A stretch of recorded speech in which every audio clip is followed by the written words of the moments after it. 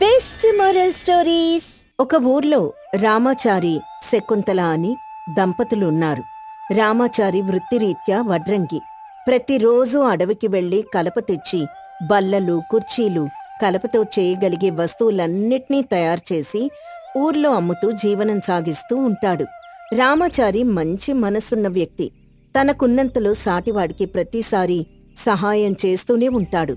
తన సంపాదన అంతంత మాత్రమే అయినా ఎదుటి వారికి సహాయం చేయడంలో ముందుంటాడు. తన దగ్గర తన తాతల కాలం నాటి గొడ్డలి ఒకటి వంశపారంపర్యంగా కొనసాగుతూ వస్తోంది. ఆ గొడ్డలతో ఏ పని మొదలుపెట్టినా విజయం సాధిస్తాడు అని అతనికొక నమ్మకం.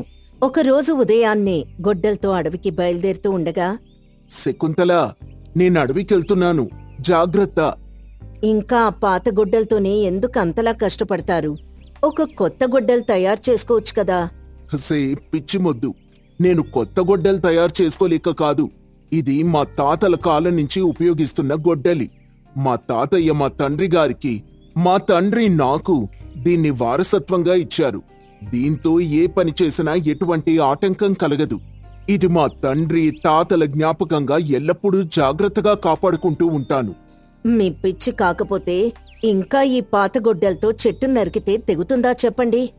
ఎందుకు తెగదే? ఈ గొడ్డలి పనితనం నీకింకా తెలీదు. ఎంతటి మహావృక్షమైనా ఈ గొడ్డలతో 4 దెబ్బలు కొడితే చాలు, నేల కూల్తుంది. సాధారణ గొడ్డలతో అది అసాధ్యం. మిమ్మల్ని కదిలిస్తే చాలు, మీ పురాణాలు మొత్తం నాకు చెప్తూనే ఉంటారు. త్వరగా వెళ్ళండి, తెల్లారిపోతోంది. సరే సరే, నేను వెళ్తున్నాను. కాని ఆ వీధిలో కుక్క రాత్రి కూడా సరిగ్గా ఏం తినలేదు. దానికి కాస్త అన్నం పెట్టు. మనకి తాగడానికి గంజి లేదు గాని వీధిలో కుక్కకి అన్నం పెట్టాలంట. మనకు ఆకలేస్తే నోరు తెరిచి అడుగుతావే? అవి మూగజీవాలు, ఎలా అడుగుతాయి చెప్పు? మనమే వాటి ఆకలి గుర్తించి వాటికి కాస్త అన్నం పెడితే చాలు. సమయం మించిపోతోంది, నేను అడవికెళ్తున్నాను.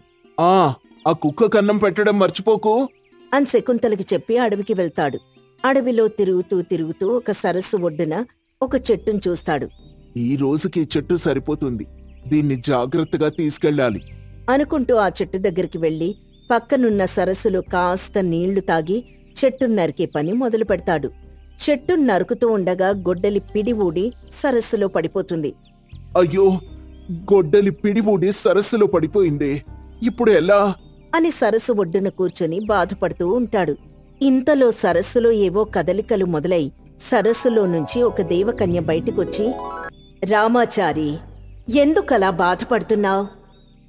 నేనా చెట్టు నరికే ప్రయత్నంలో గొడ్డలి పిడిబూడి ఈ సరస్సులో పడిపోయింది. గొడ్డలిపోతేనే అంతలా బాధపడాలా? ఆ గొడ్డలి మా తాతగారు మా తండ్రి గారికి ఇచ్చారు, మా తండ్రి గారు నాకిచ్చారు. మా వంశపారంపర్యంగా ఆ గొడ్డలే జీవనాధారం. మా పెద్దల జ్ఞాపకార్థం ఆ గొడ్డల్ని జాగ్రత్తగా కాపాడుకుంటూ వస్తున్నాను. ఇప్పుడు చేజారి ఈ సరస్సులో పడిపోయింది. ఏం చేయాలో తెలియక బాధపడుతున్నాను. సరేలే, పోతే పోయింది. వెళ్ళి మరొక గొడ్డలు తయారు చేసుకో. నాకు గొడ్డలి పోవడమే బాధ కాదు. ఈరోజు చెట్టు తీసుకువెళ్ళి దీన్ని సరైన ధరకు అమ్మి వచ్చిన సొమ్ముతో మా ఊర్లో సీనయ్యకు సహాయం చేద్దామనుకున్నాను. కానీ ఇప్పుడది వీలు పడేలా లేదు. సీనయ్యకేమైంది? నువ్వెందుకు సహాయం చేద్దామనుకుంటున్నావు? సీనయ్య ఒక వికలాంగుడు, ఏ పని చేయలేడు. తనకిల్లు గడవడం కష్టంగా ఉందని నాకు చెప్పి బాధపడ్డాడు. ఈ రోజు వచ్చే ఆదాయంతో తనకు సహాయం చేద్దామని నిర్ణయించుకొని ఈ పనికొచ్చాను. కాని ఇలా జరిగింది. అయితే నేను నీకు సహాయం చేస్తాను. అసలు ఇంతకీ నువ్వెవరు? నిన్నెప్పుడూ ఇక్కడ చూడలేదు. నేనొక దేవకన్యను. ఈ సరసే నా నివాసం. నీ గొడ్డలి ఇందులో పడేసరికి ఎవరిదో చూద్దామని బయటికొచ్చాను. ఇంతలో నువ్వు బాధపడుతూ కనిపించావు. నిజమా? మీరు ఈ సరస్సులోనే ఉంటారా? దయచేసి నా గుడ్డలు నాకిప్పించండి, మీకు రుణపడి ఉంటాను. దేవకన్య రామాచారిని పరీక్షించాలనుకుంటుంది. తను చెప్పేది నిజమా కాదా, తను నిజంగా ఇతరులకు సహాయం చేయగలిగే మనస్తత్వం కలవాడా లేదా అని తనని పరీక్షించాలనుకుంటుంది. దేవకన్య సరస్సులో మునిగి బయటకొచ్చి ఒక వెండి గొడ్డల్ని తీసి చూపిస్తుంది. రామాచారి, ఇదిగో నీ గొడ్డలు తెచ్చిచ్చాను. తీసుకో. రామాచారి దాన్ని చూసి, "ఆ, ఇది నా గొడ్డలి కాదు. నాది సాధారణ గొడ్డలి. ఇది వెండితో తయారు చేయబడిన గొడ్డలి. ఇది నాది కాదు. ఒకసారి సరిగ్గా చూడండి." దేవకన్య మరోసారి నీటిలో మునిగి ఒక బంగారు గొడ్డల్ని బయటికి తీస్తుంది. రామాచారి, ఇదిగో, ఇది ఖచ్చితంగా నీ గొడ్డలి. రామాచారి మళ్లీ దాన్ని పరిశీలించి చూసి, అయ్యో తల్లి, ఇది కూడా నా గొడ్డలి కాదు. నాది సాదాసీదా సాధారణ గొడ్డలి. ఇనుముతో చేయబడి ఉంటుంది. మీ చేతిలో ఉన్నది బంగారు గొడ్డలి. అది నాది కాదు. నీది కాకపోతేనే నేనిస్తున్నాను కదా, తీసుకో. ఇంకా ఆ పాత గొడ్డలతో ఇంకెన్నాళ్లు కష్టపడతావు. ఇది బంగారు గొడ్డలి, చాలా బాగా పనిచేస్తుంది. నాది కాంది నాకు వద్దు తల్లి. నా పూర్వీకుల గుర్తుగా నేను దాచుకున్న నా గొడ్డలి మాత్రమే నాకు కావాలి. దీనిని వద్దనుకుంటున్నావు. సరే, నీ ఇష్టం. ఇంకోసారి లోపల వెతికి చూస్తాను అని మళ్లీ సరస్సులో మునిగి పాత గొడ్డల్ని బయటికి తీస్తుంది. ఆ, అదే అదే నా గొడ్డలి. నీకు వెండి గొడ్డలి ఇచ్చి చూశాను, వద్దన్నావు. నీలో ఆశను ప్రేరేపించడానికి బంగారు గొడ్డల్నిచ్చాను, వద్దన్నావు.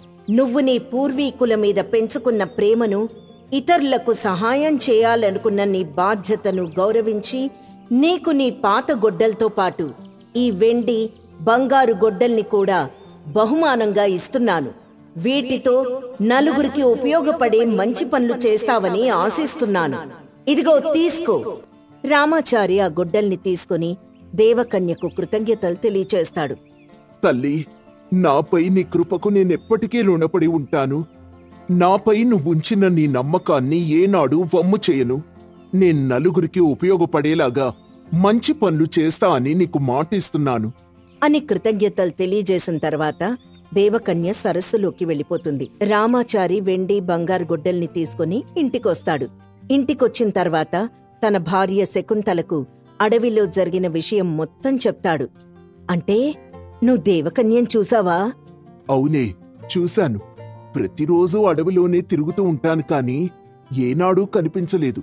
ఈ రోజు నా గొడ్డలి సరస్సులో పడేసరికి దేవకన్య బయటికొచ్చి నాతో మాట్లాడి నన్ను మెచ్చుకొని ఈ వెండి బంగారు గొడ్డళ్లను నాకు కానుగ్గా ఇచ్చింది. అందుకే నేనెప్పుడూ చెప్తూ ఉంటాను, వీలైనంత వరకు నలుగురికి సహాయం చెయ్యాలి అని. ఈ రోజు ఆ సహాయగుణమే నాకు కలిసొచ్చింది. నిజమేనండి. మనకు లేక బాధపడుతున్న రోజుల్లో కూడా మీరెదుటివారికి సహాయపడ్డారు. ఆ రోజు మీరు చేసిన సహాయమే ఈ రోజు మనకు ఎదురొచ్చింది. ఆ రోజు నుంచి రామాచారి ఏ పని చేసినా విజయం తన వైపు ఉండడం ప్రారంభించింది. సహాయం కోరిన ప్రతి వారికి సహాయం చేయగలిగే శక్తి రామాచారికి కలిగింది. రామాచారికి వెండి బంగారు గొడ్డళ్లు దేవకన్య ఇచ్చిందన్న సంగతి ఊర్లో ఆ నోటా ఈ నోటా పడి అందరికీ తెలిసిపోయింది. ఆ ఊర్లో ఉండే సూరయ్యకు ఆ విషయం తెలిసింది. నలుగురికి మంచి చేసే రామాచారికే వెండి బంగారు గొడ్డళ్ళు దొరికినప్పుడు మనకు కావలసింది ఏ రకంగా అయినా సాధించగలిగే శక్తున్న మనకు ఎందుకు దొరకవు? నేను కూడా రామాచారిలాగా ప్రయత్నించి ఆ దేవకన్యను మోసం చేసి తన దగ్గరున్న వెండి బంగారు వస్తువుల్ని కాజేస్తాను అనుకుని సూరయ్య కూడా ఒకరోజు అడవికి బయలుదేరి వెళ్తాడు. సరస్సు పక్కకెళ్ళి కావాలని తన దగ్గరున్న గొడ్డల్ని లోపల పడేస్తాడు. గట్టున కూర్చొని బాధ నటిస్తూ ఉంటాడు. ఇంతలో దేవకన్య బయటికొచ్చింది. సూరయ్య, ఎందుకు బాధపడుతున్నావు? నేను చెట్టు నరుకుదామని అడవికొచ్చాను. నా గొడ్డలి చేజారి ఈ సరస్సులో పడిపోయింది. అందుకే నేను బాధపడుతున్నాను. బాధపడకు, నీ గొడ్డల్ని నేను తెచ్చిస్తాను అని దేవకన్య నదిలో మునిగి ముందుగా బంగారు గొడ్డల్ని తీసుకుని బయటికొస్తుంది. అది చూసిన సూరయ్య కళ్ళు మిరుమిట్లు గొలిపి, ఆ గొడ్డలి నాదే, నాదే, ఇలా ఇవ్వండి అనేసరికి దేవకన్యకు సూరయ్య స్వభావం తెలిసి కోపంగా ఇలా అంటుంది. ఓరి మూర్ఖుడా, ఈ బంగారు గొడ్డలి నీదా? నీలోని అత్యాశకు పరీక్ష పెట్టాను. నువ్వోడిపోయావు. ఈ బంగారు గొడ్డలి నాది. ఇందులో పడిన నీ గొడ్డలి కూడా నీకు దక్కదు. మర్యాదగా ఇక్కడి నుంచి పో, లేకపోతే నిన్ను శిక్షించాల్సి వస్తుంది. మరి మా ఊరి రామాచారికి బంగారు గొడ్డలిచ్చావు, నాకివ్వడానికి ఎందుకు సంకోచిస్తున్నావు? రామాచారికి బంగారు గొడ్డలిచ్చిన విషయం తెలుసుకుని సూరయ్య కూడా ఇక్కడకు బంగారు గొడ్డలి కోసం వచ్చాడని దేవకన్యకు అసలు విషయం తెలుస్తుంది. ఓరి నీచుడా! రామాచారి నలుగురికి సహాయం చేసే విషయంలో నిష్పక్షపాతంగా పనిచేసే వ్యక్తి. నీవు బంగారం మీద అత్యాశతో నన్నే మోసం చేయాలని ప్రయత్నించిన పాపివి. నీకు రామాచారికి పొంతనే లేదు. రామాచారి స్వార్థం లేని మనిషి. నువ్వు నిలువెల్లా స్వార్థంతో మలినమైన వాడివి. మర్యాదగా ఇక్కడి నుంచి వెళ్ళిపోవు, లేదంటే నీకు తగిన శాస్తి చేస్తాను అని దేవకన్య సూరయ్యను బెదిరిస్తుంది. సూరయ్య భయంతో అక్కడి నుంచి పారిపోతాడు. ఊర్లోకి వెళ్లి జరిగిన విషయం ఊరి జనానికి చెప్తాడు. రామాచారి తన మంచితనం వల్ల దేవకన్య అనుగ్రహం సాధించగలిగాడు. సూరయ్య అత్యాశతో దేవకన్యని మోసం చేయాలని చూశాడు. అతనికి తగిన శాస్తి జరిగింది. ఎప్పటికైనా మంచి చేసేవారికి మంచే జరుగుతుంది. చెడు చేయాలని ఆలోచిస్తే వారికి చెడే ఎదురవుతుంది. రామాచారి తను సాధించిన అదృష్టపు గొడ్డలతో ప్రజలకు మంచి చేస్తూ జీవనం సాగిస్తూ ఉన్నాడు. సూరిపాలెం అనే గ్రామంలో పైడిరాజు అనే ఒక కుర్రవాడు ఉండేవాడు. చిన్నప్పుడే తండ్రి చనిపోవడంతో అతని తల్లి రాములమ్మ పైడిరాజుని కష్టపడి పెంచింది. స్తోమత లేకపోయినా సరే అతన్ని చదివించింది. కాని అతనికి మాత్రం చదువు అబ్బేది కాదు. పరీక్షల్లో తప్పుతూ ఉండేవాడు. ఓ రోజు రాములమ్మ, ఏరా రాజు, ఈ ఏడాదైనా మంచిగా పై తరగతికి వెళ్తావా? ఏమో అమ్మా, కష్టమే. రే, ఏంట్రా అలా మాట్లాడుతున్నావు? మీ నాన్నగారు లేకపోయేసరికి నువ్వైనా మంచిగా చదువుకొని ఉద్యోగం తెచ్చుకొని కుటుంబాన్ని పోషిస్తావనుకున్నా. మరి నన్నేం చేయమంటావమ్మా? నాకు చదువు రావడం లేదు. రే, నీ మీదే నా ఆశలన్నీ పెట్టుకున్నాను. నువ్వా ఆటలాపి చదువు మీద శ్రద్ధ పెట్టు అని అతన్ని మందలించి పనికి వెళ్ళిపోతుంది. అక్కడ ఇరుగు పొరుగు ఆడవారు, ఏమ్మా రాములమ్మా, ఒంట్లో బాగాలేదు అన్నావు కదా, మరి పనికొచ్చావే? ఒంట్లో బాగోలేదని ఇంట్లో కూర్చుంటే ఎలా పిన్ని? పూట గడవాలంటే పని చెయ్యాలిగా. ఏంటో రాములమ్మ, నువ్వు ఎదిగిన కొడుకుని ఇంట్లో ఉంచుకొని కూడా ఇలా కష్టపడాల్సొస్తుంది. ఇంకెన్నాళ్లులే పిన్ని, కొద్ది రోజులే. మా వాడికి ఉద్యోగం వస్తే అంతా చక్కబడుతుంది. ఈ లోపల మరో ఆవిడ ఇలా అంది. ఈ మాట 3 ఏళ్లుగా చెప్తూనే ఉన్నావు. వాడు మాత్రం బలాదూరుగా రోడ్ల మీద తిరుగుతూనే ఉన్నాడు. ఏంటమ్మా నువ్వనేది? అవును మరి, నీ కొడుకో గుంపునేసుకొని బయట తిరగడం మా ఆయన చూశాట. మాకెందుకులే అని పట్టించుకోలేదు అని చెప్పి అక్కడ్నించి వెళ్ళిపోతుంది. దీంతో రాములమ్మ మనసు బాధపడుతుంది. ఇంటికొచ్చి వెంటనే కొడుకుని ఈ విషయం గురించి అడుగుతుంది. రే రాజు, నిజం చెప్పు, నువ్వు రోజు కళాశాలకు వెళ్తున్నావా లేదా? వెళ్తున్నానమ్మా. మీ నాన్న మీద ఒట్టేసి చెప్పు, నిజంగా వెళ్తున్నావా అనగానే పైడిరాజు నిశ్శబ్దంగా నించుంటాడు. రాములమ్మకు విషయం అర్థమైపోతుంది. అప్పుడు ఆమె బాధతో, ఒరే, నేను నీకేం తక్కువ చేశాను చెప్పు? ఎందుకిలా కళాశాల మానేసి రోడ్ల మీద తిరుగుతున్నావు? అమ్మా, నాకు చదవడం ఇష్టం లేదు. నా వల్ల కాదు. చదువుకోకపోతే నాలా కూలి పని చేసుకోవాల్సి వస్తుందిరా. మా అయ్య కదూ, నా మాట వినరా? డబ్బులు కావాలంటే చదువుకోవడం, కూలీ పనిచేయడం మాత్రమే కాదమ్మా, వ్యాపారం కూడా చెయ్యొచ్చు. నువ్వు లేనిపోని విషయాలు చెప్పకుండా ఉదయాన్నే లేచి కళాశాలకు వెళ్ళు అని హెచ్చరించి వెళ్ళిపోతుంది. ఆ మరుసటి రోజు ఉదయం పైడిరాజు మరోసారి రాములమ్మతో మాట్లాడ్డానికి ప్రయత్నిస్తాడు. అమ్మా, నేను చెప్పేది వినమ్మా. చదువు అందరికీ అబ్బదు. అక్కడ పెట్టుబడి పెట్టి వృధా చేసుకోవడం కంటే వ్యాపారంలో పెడితే మనకే లాభం వస్తుంది కదా. నిజమేరా, కానీ చదువు మనిషికి చాలా అవసరంరా. మనిషి బ్రతకాలంటే చదువు ఒక్కటే ఉంటే సరిపోదమ్మా, తెలివితేటలు కూడా ఉండాలి. అవి నా దగ్గర బోలెడున్నాయి. అందుకే నేను వ్యాపారం చేద్దామని అనుకుంటున్నాను. కానీ నా దగ్గర అంత డబ్బు లేదు కదరా. వ్యాపారం అంటే చాలా కష్టం, చాలా పెట్టుబడి అవసరం కదా. అమ్మా, మనం మన రామయ్య బాబాయ్ దగ్గర అప్పు తీసుకుందామమ్మా. వ్యాపారంలో లాభం రాగానే ఆ అప్పు తీర్చేద్దాం. సరే, ఇంతకీ అదేం వ్యాపారం? గొర్రెల వ్యాపారం చేద్దామని అనుకుంటున్నానమ్మా. చిన్నప్పటినుంచి ఊర్లో చూస్తూనే ఉన్నాను కదా. అదైతే నేను చాలా బాగా చేయగలను. నిజంగా చేస్తావా?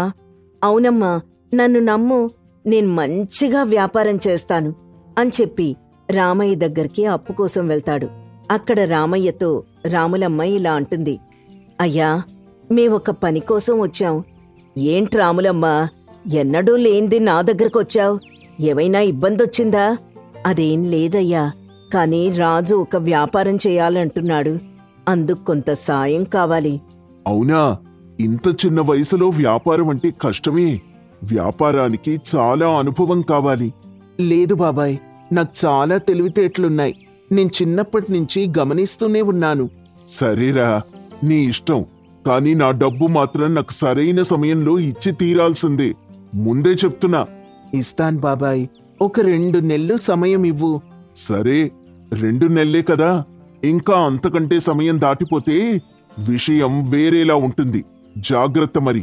అయ్యా, ఖచ్చితంగా ఇచ్చేస్తామయ్యా అని అంటుంది రాములమ్మ. అతనిచ్చిన డబ్బు తీసుకుని ఇద్దరూ ఇంటికి వెళ్ళిపోతారు. ఆ డబ్బుతో కొన్ని గొర్రెలను కొంటాడు. కొద్ది రోజులు వాటిని మంచిగా మేపుతూ ఉంటారు. అలా ఓ రోజు రాములమ్మ పైడిరాజుతో, ఎరా, గొర్రెలు బాగానే ఉన్నాయా? బాగానే ఉన్నాయమ్మా. నేను నా స్నేహితుడు సోము కలిసి వీటిని మంచిగా చూసుకుంటున్నాం. సరే, ఇప్పుడు వాటితో ఏం చేద్దామని? సోము చెప్పాడమ్మా, వచ్చే నెల పక్కూర్లో సంత పెడుతున్నారట. పట్నం వారొచ్చి గొర్రెల్ని కొనుక్కుంటారట. అందుకే మన గొర్రెలకు కాస్త ఎక్కువ ధర చెప్తే మనకి లాభం వస్తుందటమ్మా. అవునా? సరేరా, అయితే ఆ దేవుడి దయవలన అంతా బాగా జరిగితే చాలు అని చెప్పి వెళ్ళిపోతుంది. రోజులు గడుస్తాయి. ఓ రోజు ఉన్నట్టుండి ఓ 2 గొర్రెలకు జబ్బు చేస్తుంది. ఇది రాములమ్మ గమనిస్తుంది. రే రాజు, ఇలా రారా, ఈ 2 గొర్రెల్ని చూడు. ఏంటమ్మా, ఏమైంది? ఎందుకలా పిలుస్తున్నావు? రే, ఈ 2 గొర్రెల ఒంటి నిండా ఏవో మచ్చలొచ్చాయిరా. నాకెందుకో కంగారుగా ఉంది.